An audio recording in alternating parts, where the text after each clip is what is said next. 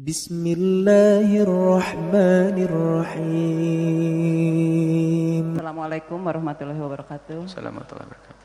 Terima kasih Buya. Allahumma sholli ala Sayyidina Muhammad wa ala ali Sayyidina Muhammad. Buya, yang ingin saya tanyakan seperti halnya tadi Buya sampaikan bahwa setiap orang itu didampingi oleh malaikatnya. Bagaimana halnya katanya kan setiap manusia juga ada pendamping jin yang nama korin. Apakah benar atau tidak? Kemudian bagaimana kita untuk melawan pengaruh jahat dari jin tersebut? Bagaimanakah hubungannya dengan katanya yang dinamakan ruqyah syariah? Itu aja, mohon penjelasannya dari Buya. Terima kasih. Wassalamualaikum warahmatullahi wabarakatuh. Waalaikumsalam warahmatullahi wabarakatuh. Alhamdulillah. Dan memang disebutkan dalam riwayat kita punya korin minal jinni dan korin dari malaikat. Ada dari jin. Bahkan Nabi mengatakan termasuk aku punya korin dari bangsa jin, korin. Akan tapi aslam, Nabi selamat, tidak akan terganggu. Atau mengatakan aslama itu masuk Islam. Jadi aslama domirnya aku, aslama aku selamat, atau aslama dia telah masuk Islam dan tidak ganggu Nabi. Betul riwayat itu bahwasanya ada korin dari bangsa jin pada dirimu. Kemudian ada lain lagi, Allahumma inna a'udzubika minal khubuthi wal khaba'ith, aku berlindung dari setan jin laki-laki perempuan. Di WC-mu ada jin, ketahuilah itu berita itu benar, tapi jangan hidupmu ribut dengan urusan jin, ibaratnya begitu. Tidak dikelihatkan oleh Allah, tidak kelihatan kan? Alhamdulillah. Kalau diperlihatkan gimana kita? Nggak ada usah cari jin, cari pengikut jin, ngejar jin, nangkep jin. Ada apa? Nangkep belalang digoreng. Ada orang aneh-aneh nangkep jin, itu biasanya suka punya ruqyah aneh itu nangkep jin. Nanti ini banyak ruqyah, jangan-jangan tukang ruqyahnya tadi yang tanya nangkep jin saja, enggak. Jadi jin itu betul ada, bahkan jin itu banyak, tapi dia tidak bisa melihat kita, kita tidak bisa melihat mereka, mereka melihat kita.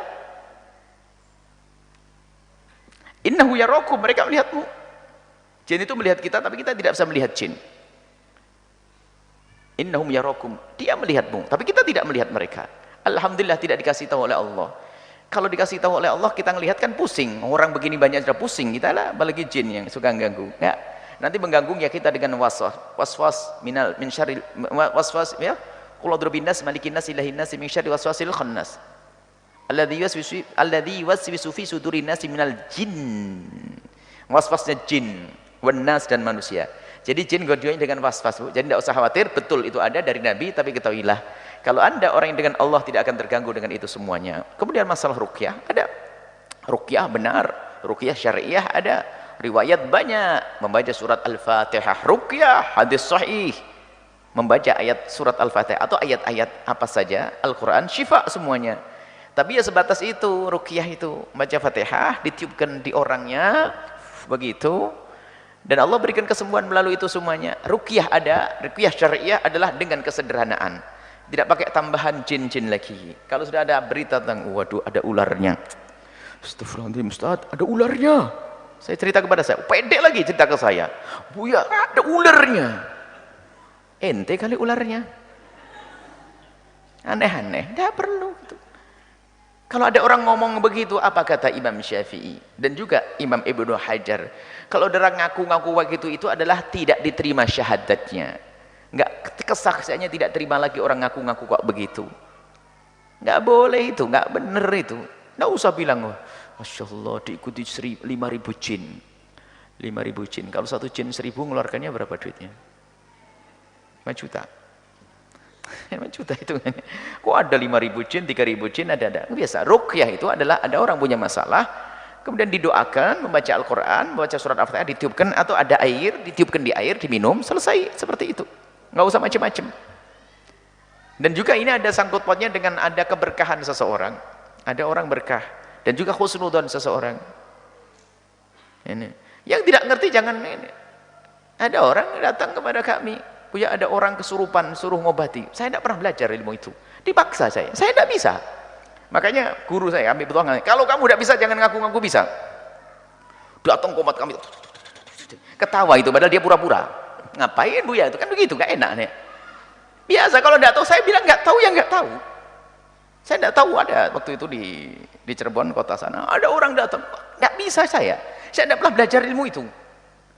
Sudah baca doain apa saja, ya udah. Nah, saya ingat tak adani, tak gebyur air begitu saja, sembuh katanya. Besok datang lagi, enggak, saya tidak punya ilmu itu. Oh, tak gebyur, dikasih bak, tapi tak gebyur saja, sudah. Bukan karena ilmu, enggak, suruh nyiram, tak siram. Enggak boleh ngaku-ngaku, serang gara-gara sekali sembuh langsung, oh ya, saya. Enggak, saya bukan. Makanya jangan, kalau kesurupan jangan bawa ke saya. Ada bagiannya orang doa-doa yang dikabul. Dan jangan berbohong. Saya sudah datang lagi, enggak bisa. Jadi ini adalah urusan ruqyah, itu sangat sederhana. Doakan Allah, bacain doa surat Al-Fatihah bisa sembuh. Jadi kita hanya menjalankan itu, tapi bukan saya mengaku setelah itu saya. Pernah di suatu tempat ada satu orang datang, saya lagi sakit leher saya. Orangnya biasa, giliran datang di hadapan saya, datang katanya. Wah, ini kalau saya digulet gimana leher saya? Saya tidak pernah punya ilmu-ilmu begitu. Jangan masuk wilayahnya sesuatu yang bukan wilayahmu. Saya tidak ngerti, selesai, aman. Akhirnya wallahualam saya doai, selesai saya pergi, saya olahraga di bawah saya, karena saya tidak nyaman begitu. Kalau saya tidak bisa membela diri, nah saya dalam keadaan khusnudhonnya orang, sudahlah pulang saja, insya Allah Allah kasih obat deh, saya bisa menjaga surat Al-Fatihah, Nabi ngajari Fatihah, selesai pulang. Wallahualam sembuh tidak sembuh sampai hari ini tidak tahu. Tidak usah ngaku-ngaku, oh telah sembuh, Buya ngobati orang, wah ini diekspos nanti, bingung tambahannya. Baik, nggak ada. Ruqyah sederhana, baca surat Al-Fatihah diantaranya, kemudian ditiupkan kepada orang meninggal, maka orang meninggal, orang yang sakit, orang yang terkena ini, baru setelah itu apa? Insya Allah beri kesembuhan. Itu ruqyah syar'iyyah. Wallahu a'lam bissawab. Kemudian pertanyaan yang selanjutnya datangnya dari hamba Allah dari Cirebon. Assalamualaikum warahmatullahi wabarakatuh. Allahumma shalli ala sayyidina Muhammad wa ala ali sayyidina Muhammad. Maaf Buya, saya mau tanya, keluarga saya sedang ada masalah.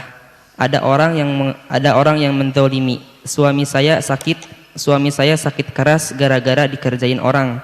Apa yang harus dilakukan biar suami bisa sembuh? Segala cara sudah saya lakukan. Mohon jawabannya Buya. Wassalamualaikum warahmatullahi wabarakatuh. Dikerjain sama orang, digelitikin kali. Ini biasa ya. Sering mendengar pertanyaan dari masyarakat, dikerjain orang. Dikerjain ngapain? Saya sering di pondok dikerjain sama kawan saya. Sana ya, saya kerjain, kasih teh, tapi tak taunya pakai garam, dikerjain biasa saya. Itu ya maksudnya. Dikerjain maksudnya itu didukunin begitu biasanya, disihir dan dikerjain. Hidup Anda jangan urusan sama dukun. Dukun tidak punya kekuatan di hadapan firman-firman Allah. Dukun tidak punya kekuatan dengan resep Nabi. Anda kan punya zikir, Anda punya wirid, nggak akan tembus itu semuanya.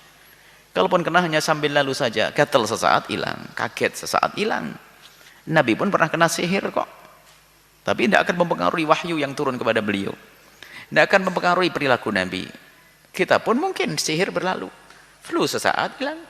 Demam sesaat hilang. Resep Nabi lebih hebat. Tapi yang repot tuh dikit-dikit urusannya sama orang lain ngerjain. Kita sudon sama orang. Tokonya nggak laku, sebetulnya karena hati kita kotor. Dikerjain sama tetangga, itu rame itu. Macam-macam. Ada bunga jatuh saja bilang, ada yang naruh bunga. Nah, orang jualan bunga jatuh bunganya. Setelah itu nyium bau pesing, dikencingi sama tetangga. Padahal itu orang kebelet lewat kencing di situ, dituduh tetangga karena hati kita ngiri.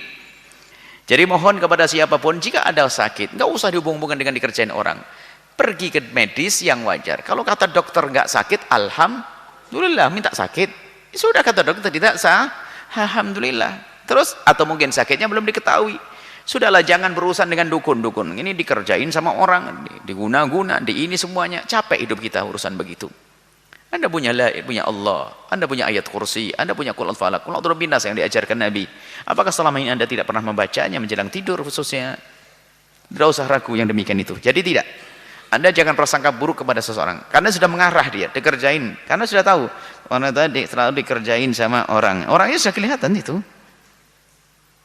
Orangnya sudah kelihatan ngiri sebetulnya dia. Mungkin dendam kita atau setan membisikkan agar kita bermusuhan dengan saudara. Kalau toko tidak laku ya mungkin barang kita atau nasib.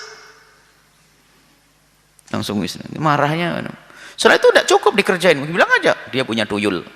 Ini karena dia mencari untuk menuduh itu sudah ada faktanya. Jadi bingung, cari aja nggak bisa dilacak. No. Tuyul punya Nyi Blorong.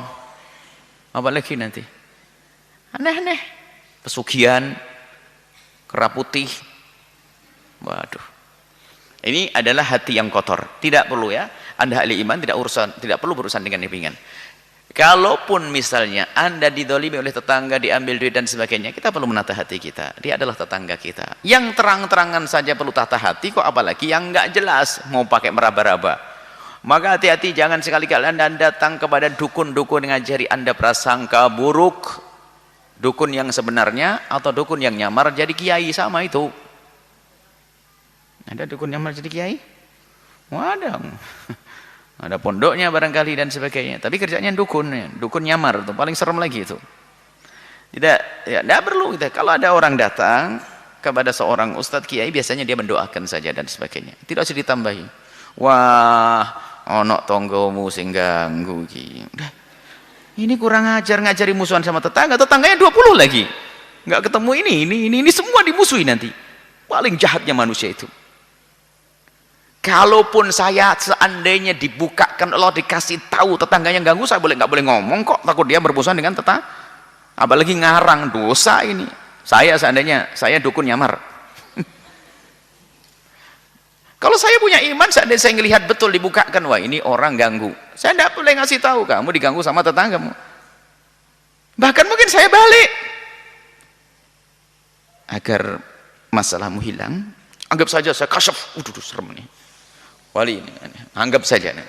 Saya tahu bahasanya yang mengganggu adalah tetangganya. Saya nasihatnya tentu beda. Tahu tetangga sebelah tahu. Itu orang baik. Kamu datang ke sana kasih hadiah, nanti insya Allah penyakitmu hilang. Mau gitu tambahan, bukan tambah diajari musuhan. Datang ke sana ngasih hadiah, nggak jadi benci lagi, nggak ganggu lagi kan gitu. Ini dasar ilmu pedukunan ngerusak umat itu. Dibalik malahan, datang ke sana hadiah setiap pagi kamu kirim apa, karena apa? Rumah itu berkah. Udah gituin aja. Wah, nggak seudon kan? Wah, kata Buya itu orang baik. Akhirnya Waalaikumsalam, sopan, nggak jadi musuhi lagi dia. Kalaupun dia jago santet, mengirim santet, baik bener orang ini mau saya santet. Kalau saya kirim santet, besok nggak ngirim ke tela saya. Rugi saya, kan begitu mikir-mikir biarpun ya. Gitulah. Jadi kalau sudah ngajari permusuhan, jangan percaya itu ilmu pedukunan, ngeri, serem. Suudon sama orang. Jadilah juru damai, jangan jadi